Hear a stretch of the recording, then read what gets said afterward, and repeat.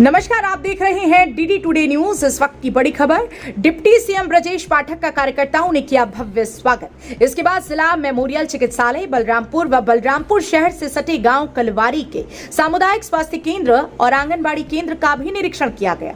साथ ही निर्माणाधीन king George medical college satellite centre का भी निरीक्षण किया, जहां पर जल्द से जल्द सैटेलाइट सेंटर को चालू कराए जाने के लिए आवश्यक दिशा निर्देश दिए गए। कहा कि जल्द से जल्द 1 महीने में सैटेलाइट सेंटर का कार्य पूरा किया जाए। इसके बाद कलेक्ट्रेट सभागार में विकास कार्यों को लेकर अधिकारियों के साथ बैठक की गई। बैठक में बताया कि किसी भी प्रकार की कोई भी कार्य में कमी न रह जाए। यहाँ हम लोगों का निरंतर प्रयास है। इसी प्रयास को लेकर आज हम यहाँ पर आए हैं। जब उनसे ट्विन टावर नोएडा के बारे में बात की गई तो उन्होंने सपा पार्टी पर तंज कसते हुए कहा कि हम भ्रष्टाचार के खिलाफ हैं। हमारी सरकार किसी भी भ्रष्टाचार को बर्दाश्त नहीं करेगी। जो सपा की सरकार में गुंडे माफिया हुआ करते थे, वहां लोग या तो उत्तर प्रदेश छोड़कर चले गए हैं या तो वो जेल में बंद हैं। पहले सपा की सरकार में एक लोगों के पास 10-10 बंदूक भर करके वो लेकर चलते थे। हमारी सरकार में इन सभी माफियाओं के खिलाफ कड़ी कार्रवाई की गई और ऐसा जहां भी और भी मेरे संज्ञान में आएगा, चाहे भूमाफिया हो, चाहे किसी भी तरीके के माफिया हो, उन पर हमारी सरकार बिल्कुल भी ये बर्दाश्त नहीं करेगी।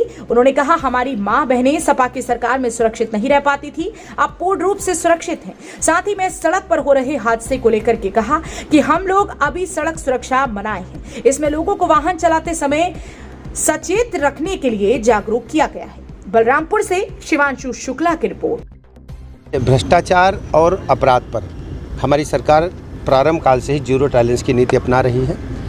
कहीं भी कुछ भी संज्ञान में आएगा, हम जांच कराकर कड़ी कार्रवाई करेंगे।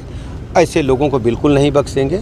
आपने जो बलरामपुर जनपद में बारे में कहा है, हम जिलाधिकारी महोदय से बात करेंगे और आप देख रहे होंगे परिणाम उसका यह है कि गुंडे माफिया मवाली समाजवादी पार्टी की सरकारों में जो संरक्षण पाते थे, महिमा मंडित होते थे, अब उनके हौसले टूट गए हैं। उत्तर प्रदेश छोड़ करके चले गए हैं या उत्तर प्रदेश को बाहर जाकर के, या तो हमारी सरकार ने उनको जेल भेज दिया है। दूसरा सबसे बड़ा विषय था कि आप बलरामपुर को अच्छी तरह जानते हैं, यहाँ पर सपा की सरकार में कितने माफियाओं का आतंक था। सब गायब हो गए हैं, किसी का पता नहीं है। गरीब आदमी की ज़मीन कब्जा करना, बहू बेटियों को बुरी नज़र से देखना, ये समाजवादी पार्टी के संरक्षण में पुष्पित पल्लवित हो रहा था। हमारी सरकार ने तय किया है कि माताओं बहनों का सम्मान से समझौता हम नहीं करेंगे। भ्रष्टाचार और अपराध पर कोई समझौता नहीं करेंगे। जो भी कानून तोड़ेगा हम उसके खिलाफ कानून के तहत कड़ी कार्रवाई करेंगे। हम उसमें चिनाले के निर्णय को हम देख लें और फिर हम पूरी बात आपको बताएंगे। जो सर आपने विजिट किया बलरामपुर जनपद का चतुर्मुखी विकास हो, तेज़ी के साथ बलरामपुर जनपद विकास के पथ पर अग्रसर हो, आदरणीय प्रधानमंत्री नरेंद्र मोदी जी की जो योजनाएं हैं, आदरणीय मुख्यमंत्री योगी जी की योजनाएं वो धरातल पर उतरें, उसके लिए आज हम बलरामपुर जनपद की सभी विभागों की बिंदुवार समीक्षा करेंगे। अभी हमने डिस्ट्रिक्ट हॉस्पिटल का जो यहाँ पर इंडोर पेशेंट से उनसे हमने बात किया है, उनको देखा है। यहाँ पर सभी उच्च स्तरीय चिकित्सा व्यवस्थाएं लगातार लोगों को मिलती रहें, उसके लिए हम सभी इंतजाम करेंगे और जो भी त्रुटियां मिलेंगी उनको हम दुरुस्त करेंगे। हमने चिकित्सा अधिकारियों से कहा है, हर स्थिति में अस्पताल में मरीजों को भगवान मान करके सेवा करें। उनको निःशुल्क दवाइयाँ, निःशुल्क इलाज या जो भी संसाधन उनको जांच का है, सब कुछ पूरा करें। ये हमारी आप सबकी जिम्मेदारी है। जो चिकित्सक कम हैं उनके बारे में हमने कहा है कि लोकल स्तर पर भर्ती करें और यदि आवश्यक होगा तो हम लखनऊ से भी उनको भेजने वाले हैं। लेकिन तब तक स्थानीय स्तर पर आप भर्ती करें, उनके लिए हम स्वीकृति देंगे। हर स्थिति में बलरामपुर के लोगों को उच्च स्तरीय चिकित्सा व्यवस्था उपलब्ध कराना हमारी जिम्मेदारी है। सर, शहर के अंदर मैं भारतीय जनता पार्टी की सरकार में किसी भी स्तर पर किसी अपराधी को संरक्षण देने का कोई काम नहीं कर सकता। मैं दावे के साथ कहता हूँ। आपने जो मुझे इंगित किया, मैं जिलाधिकारी महोदय से पूछूंगा।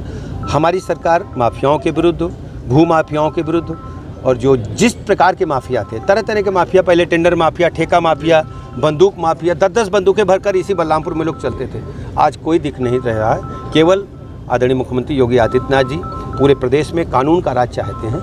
माननीय प्रधानमंत्री जी गरीब कल्याण की योजनाएं जन जन तक भेजे हैं। लोगों के जीवन स्तर में बदलाव आया है। ये अटल जी का जिला है। अटल जी का जिला हम सबके लिए पूज्य है और बलरामपुर के लोगों को मैं इस बात का भरोसा दिलाता हूं, उनके जीवन में बदलाव लाने के लिए, उनके जीवन स्तर में बदलाव लाने के लिए हमारी सरकार काम में ही प्रकाशित हुए हैं। उसमें उत्तर प्रदेश राज्य को दंगा मुक्त प्रदेश बताया गया। एक भी दंगा हमारी सरकार में नहीं हुआ है। यही कारण है कि उत्तर प्रदेश के लोगों ने ये माना है कि भारतीय जनता पार्टी ही एक ऐसी पार्टी है जो लोगों को सबसे अच्छी सरकार दे सकती है। ये सबकी सरकार है, आम आदमी की सरकार है, गरीब आदमी की सरकार है, किसानों की सरकार है, व्यापारियों की सरकार है। यहाँ किसी का भी उत्पीड़न किसी भी स्तर पर बर्दाश्त नहीं होगा। गुंडे, बदमाश, माफिया, लफंगे जो दूसरे की ज़मीन, मकान, दुकान कब्जा करते थे वो प्रदेश छोड़ करके चले गए। एनसीआर की कन्नौज से उपेंद्र चतुर्वेदी की रिपोर्ट।